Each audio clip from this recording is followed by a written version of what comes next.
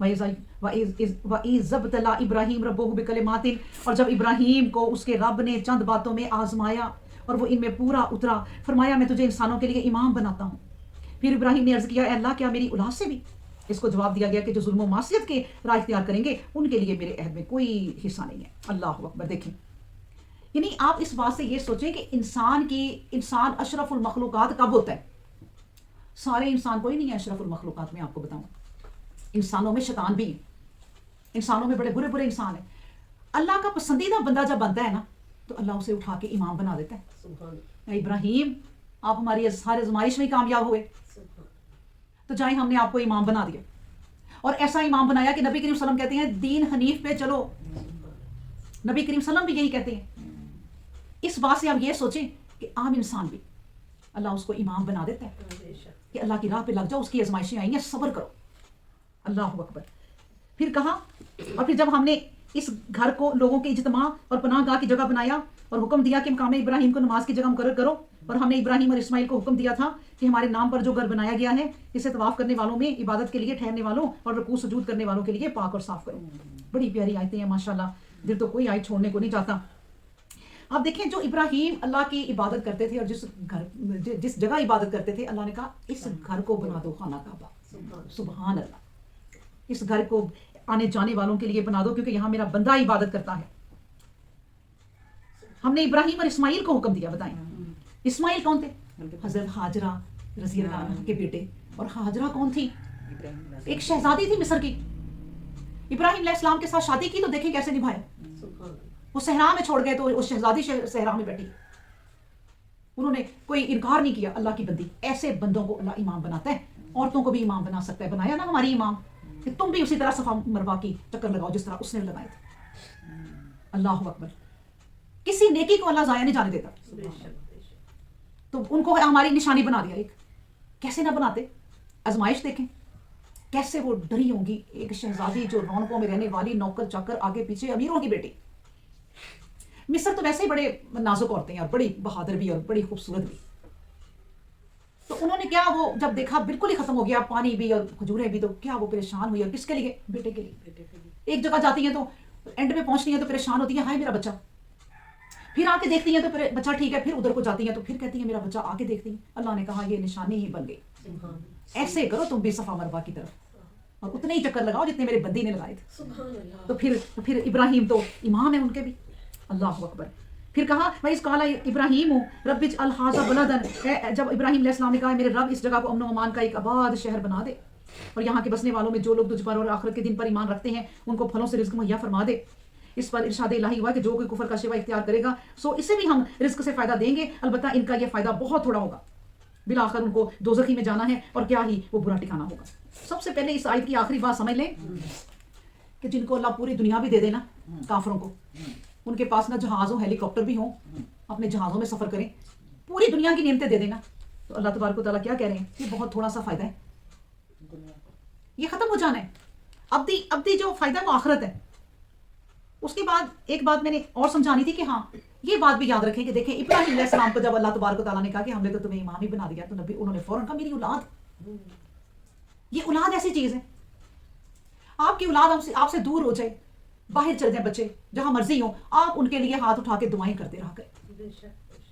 انہوں نے بھی فوراً کہا اور اللہ نے بھی فوراً ہی کہا کہ ٹھیک ہے ابراہیم ہم نے تمہیں امام بنایا مگر اپنے قانون نہیں توڑیں گے، اگر تمہاری اولاد میں سے بھی کوئی معصیت پسند ہوا اور گناہ گار ہوا اس کو نہیں دیں گے۔ اللہ اکبر۔ اور پھر کہا جب ابراہیم بیت اللہ کی بنیادیں اٹھا رہے تھے اور اسماعیل بھی دونوں کہہ رہے تھے اے ہمارے رب ربنا تقبل منا انک انت السمیع العلیم، دیکھیں یہ وہ شخصیات ہیں جو رب کی مانی ہوئی شخصیات ہیں، جس سے رب بھی انکار نہیں کرتا، وہ بھی اللہ کی منتیں سماج کر رہے ہیں کہ اللہ تقبل منا، اللہ تقبل منا، یعنی کوئی نیکی کرو نا تو اللہ سے یہ کہو کہ اللہ قبول کر لے، وہ کہہ رہے ہیں کہ تقبل منا، اور اپنے رب کی شان بیان کر رہے ہیں انک انت السمیع العلیم، تو ہی ہے سننے والا اور علم والا اور کوئی نہیں۔ اور پھر انسان کو دیکھیں ہمیں سکھا دیا ابراہیم علیہ السلام کی زندگی سے کہ سیلفش نہیں ہونا چاہیے انسان کو، کہ اپنے لیے ہی مانگتے رہو، اپنے لیے ہی مانگتے رہو۔ انہوں نے، ان کی بیوی نے تکلیفیں سہی، ان کے بچے نے تکلیفیں سہی، لیکن پھل مانگ رہے ہیں پوری قوم کے لیے، پوری نسل جو آنے والی ہے ان کے لیے کہہ رہے ہیں کہ اس کو امن و امان کا شہر بنا دے اللہ۔ پھر اللہ تبارک و تعالیٰ اپنے نبی کو بھی کہتے ہیں پورے شہروں میں تمہارے ارد گرد جو بھی ہو رہا ہے لوگ اچک لیے جا رہے ہیں لیکن اس شہر میں امن ہے، اس لیے کہ اس کی دعا کن کی؟ ابراہیم علیہ السلام کی. کیسے انہوں نے ہم سب کے لیے دعائیں کی. اس شہر میں کوئی اپنا پھل ہے ہی نہیں, کوئی درخت ہے ہی نہیں, سارے دنیا سے وہاں نعمتیں آتی ہیں. اللہ اکبر. اور پھر کہا کہ ربنا وجعلنا مسلمین لک ومن ذریاتنا امۃ مسلمات لک وارنا مناسکا وتب علینا انک انت التواب الرحیم. یہ دعائیں ہیں ساری. اب دیکھیں, اے ہمارے رب ہم سچے مسلم ہو جائیں اور ہماری نسل میں سے ایک ایسی امت پیدا فرما دے جو تیرے احکام کی فرما بردار ہو. اے اللہ ہمیں ہماری عبادت کے صحیح طور طریقے بتلا دے اور ہم سے درگزر فرما. بلا شبہ تیری ہی ذات ہے جو درگزر کرنے والی اور پیار کرنے والی ہے. اللہ اکبر. یعنی اگر ہم آج سے شروع کریں گے نا, آج سے, ویسے تو نوجوانوں میں بہت شعور اب آ رہا ہے انشاءاللہ, تو ہماری نسلیں پھر بھی 100 سال سے اوپر لگ جانے ہیں بدلتے بدلتے. تو اس لیے اپنی نسلوں کو سمجھائیں اور سچے مسلمان بنائیں. ایک وقت لگتا ہے, پھر وہ پوری کی پوری امتیں بدل جاتی ہیں. تو وہی انہوں نے بھی دعا کی کہ یا اللہ ہمیں صحیح طور طریقے سکھا دے. ربنا وابعث فیہم رسولا منہم. آپ بھی کہا کریں کہ اللہ ہمیں اس قرآن کو سکھا دے, یا ہمیں سکھانے کے لیے کوئی بھیج دے. اس طرح کی باتیں کیا کریں, عالم ڈھونڈا کریں, اور عالم آپ کے ہاتھوں میں دے دیے ہیں. یہ ان کی اللہ تعالیٰ نے ہمیں ٹیچر دیے نا, ہاں جی, اور اللہ سے کہا اور آپ سارے عالم آپ کے ہاتھ میں, یہ ٹک کریں, شاندار سے شاندار عالم کو سنیں. اب تو پوچھی پڑی ہونی ہے کہ یہ فضول چیزیں نہ دیکھتی نا, ٹائم ضائع کیا. اچھا وہ 10 12 30 100 وہ چیزیں دیکھیں, پھر سوچیں کہ کیا. ایک قرآن کی آیت پڑھ لے اور کسی عالم کو سن لے, کتنا مزہ آتا ہے. الحمدللہ, یہ ہے وہ جو اللہ عنایت کر دے, بس یہ اللہ کا کرم ہے. الحمدللہ. پھر کہا کہ اے ہمارے رب, اس بستی کے رہنے والوں میں تیرا ایک رسول پیدا ہو جو انہی میں سے ہو, وہ تیری آیتیں پڑھ کر لوگوں کو سنائے, کتاب و حکمت عقل کی باتوں کی تعلیم دے, جو ان کی اصلاح کر دے. یقیناً تیری ذات ہے جو حکمت والی ہے اور سب پر غالب ہے. سبحان اللہ. یعنی ابراہیم علیہ السلام نبی کریم صلی اللہ علیہ وسلم کے لیے بھی دعا کر گئے. سبحان اللہ. وہ ابراہیم علیہ السلام کی دعا تھے نبی کریم صلی اللہ علیہ وسلم. ان میں ایک ایسا رسول ہے اللہ بھیج دینا جو تیری آیتیں پڑھ کر پھر انہیں سنائے. کیسے پھر انہوں نے ہمیں سنائی. قیامت تک ڈیروں ڈیر اتنے لوگ نبی کریم صلی اللہ علیہ وسلم کی سنت پر چلتے ہیں کہ روز ہی, ہر وقت, ہر لمحے کوئی پتہ نہیں کتنے اجر نبی کریم صلی اللہ علیہ وسلم کو پہنچ رہے ہیں. یہ سلسلہ ختم ہی نہیں ہوتا. اللہ اکبر. پھر کہا وَمَن يَرْغَبُ عَن مِلَّةِ إِبْرَاهِيمَ, ان لوگوں کے سوا جنہوں نے اپنے آپ کو جہالت اور نادانی کے حوالے کر دیا ہے. کون ہے جو ابراہیم کے طریقے سے منہ پھیر سکتا ہے.